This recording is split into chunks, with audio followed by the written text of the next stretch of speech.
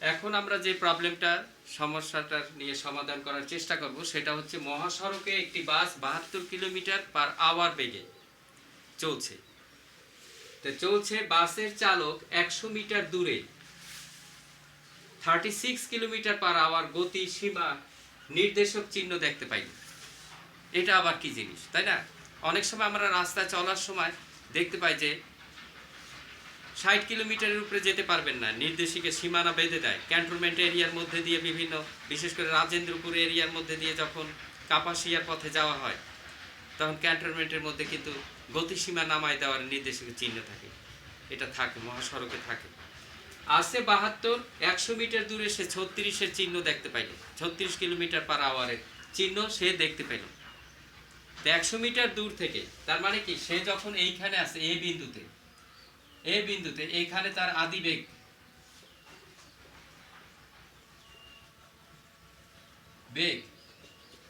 You 72 kilometre per hour বেগ আছে 100 metre দূরে।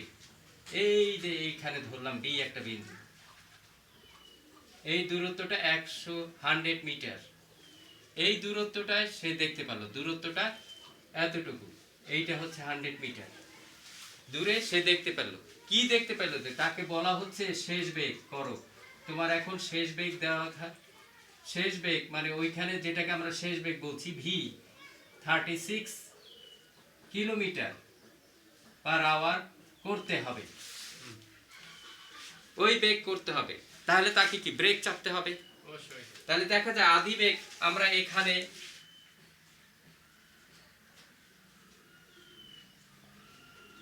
আদি বেগ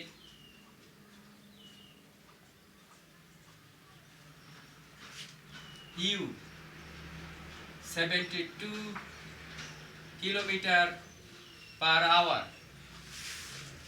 এইটাকে মিটারে কনভার্ট করতে হবে, মিটার পার সেকেন্ডে। তো কিভাবে করব? কিলোমিটার 72 কিলোমিটার, একে 1000 দিয়ে যদি আমি গুণ দিই তাহলে মিটার পাবো। আর আওয়ারকে যদি আমি 60 × 60 দিয়ে ভাগ দিই তাহলে আমরা এটা পাবো। এখন দেখা যাচ্ছে এইটা কেটে গেল, এটা কেটে গেল, 6 × 72, এই 6 দিয়ে 2 বানানো হলো, তার মানে এটা আসলো 20 মিটার পার সেকেন্ড। আসলে সে এই বেগ নিয়ে আসছে 100 মিটার দূরে 36 কিলোমিটার পার আওয়ারের একটা নির্দেশক চিহ্ন দেখতে পেল। ওর বেশি করলে ফাইন হয়ে যেতে পারে। তাহলে শেষ বেগটা কত?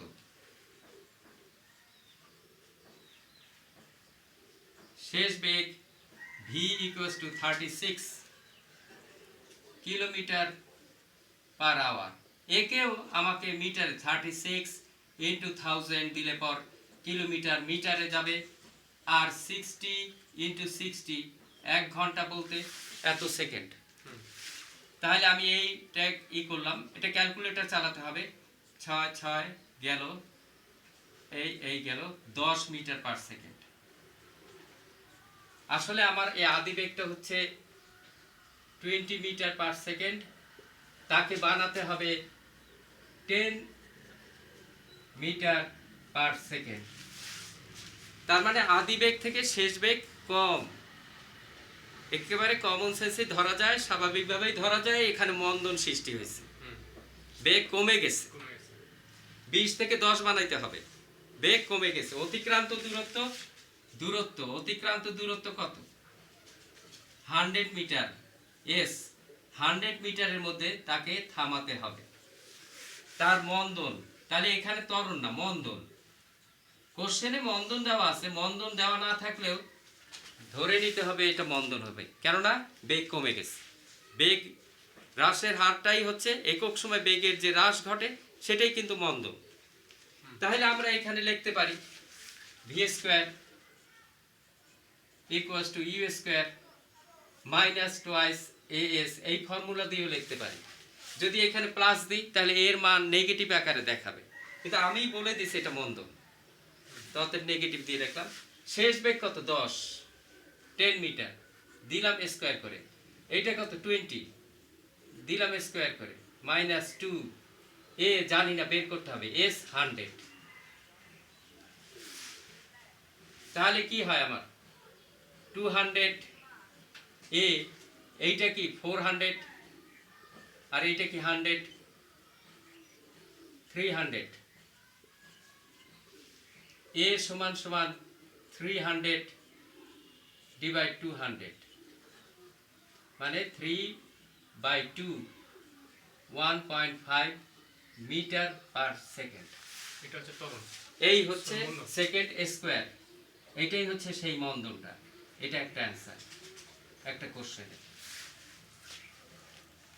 আমরা এর আগে যে সেকেন্ডে আপনি 1.5 মিটার করে কমতে থাকে তার বেগ প্রতি সেকেন্ডে।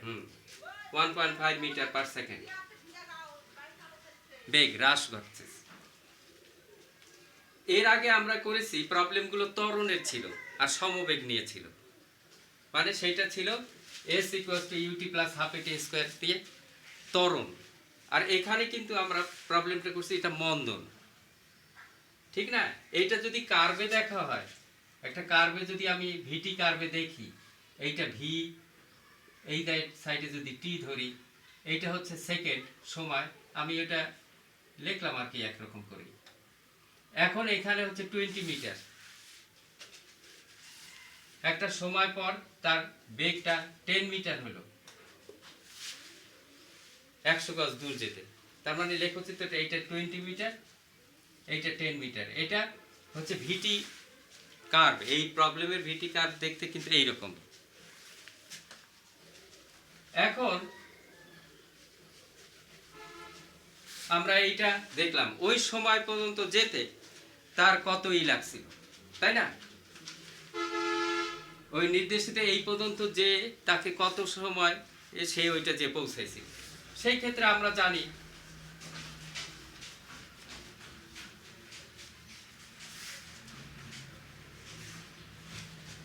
v = u - at। আমরা এই ইকুয়েশনটা ইউজ করতেছি। v কত? 10 মিটার পার সেকেন্ড লিখলাম না আমি, কিন্তু কোশ্চেনে পরীক্ষার সময় এখানে মিটার পার সেকেন্ড দিয়ে লিখতে হবে, তাহলে সেটা সুন্দর হবে। আর এটা ছিল 20 মিটার পার সেকেন্ড, ত্বরণ 3/2, 1.5 মিটার। টি কত? তো টি তো বের হয়ে যাবে 10, 3t, 20, t = 20/3 কত হয়? 6.67 এইরকম জাতীয় কিছু হবে, তাই না? এইটা হচ্ছে তার সময়, এই সময় নিয়েছিল। তার মানে আমরা সময়টা, কত সময় গাড়িটা নির্দেশিত চিহ্নতে পৌঁছাতে তার লাগছে। সহজ এই ধরনের প্রবলেম এসএসসি পরীক্ষায় আসে। কনসেপ্ট, আসল কথা কি, আমাদেরকে প্রচুর অঙ্কই করতে হয়। 15-20টা অঙ্ক করলে, এবং সেটা একটু ভালো মতো আত্মস্থ করতে হবে। আর সবচেয়ে বড় জিনিস যেটা বুঝতে হবে, বোঝা বলতে কি বোঝায় সেটাই যদি না বুঝি, তাহলে কিন্তু আরেকটা সমস্যা, যে আমি বুঝছি ওদিকে কিন্তু আসলে সে প্রকৃত অর্থে তেমন বোঝে নাই। তাহলে আমরা এই প্রবলেমটা করলাম। এর আগের যে প্রবলেম দুটো ছিল বেশ সুন্দর ছিল। তাহলে এইটা গেল আমাদের। তাহলে আমরা প্রথমে বের করলাম মন্দন, তারপর সেই সংক্রান্ত একটা করলাম। কারো যদি কোনো কিছু বুঝতে অসুবিধা হয়, তাহলে আমি আমার একটা ফোন নম্বর দিতে পারি, যেটা দিয়ে সকলে যার ইচ্ছা যে কোনো জায়গায় কোনো প্রশ্ন বা কিছু থাকলে ফোন করে জানতে পারে ইচ্ছা করলে। কোনো বা আমার এখানে তাদের কোনো উপদেশ থাকলে, ছাত্রদের অনেক কিছু থাকে, উপদেশ থাকতে পারে। ছোট মানুষ হলে কি হবে, এরা আমাদের চেয়ে ব্রেনে অনেক উন্নত আছে, যার জন্য ওদের উপদেশও আমাদের দরকার আছে। ওরা সবাই যদি একটা, তা আমি আমার নম্বরটা দিয়ে দিচ্ছি। আমি 01610 342060 যদি কারো কোনো সমস্যা বা মনে হয় যে একটু কিছু বলবো যেটা আরো তাদের পরিষ্কার হওয়ার জন্য লাগবে, তো এই নম্বরে আমাকে ইচ্ছা করলে রিং করতে পারে যে আমার এই সমস্যা, আমি সেই অনুসারে আগাবো। ওকে, এরপরে আমরা আরেকটা মন্দনের প্রবলেম সলভ করব, তারপর আমরা আবার আরেকটা টাইপে যাব।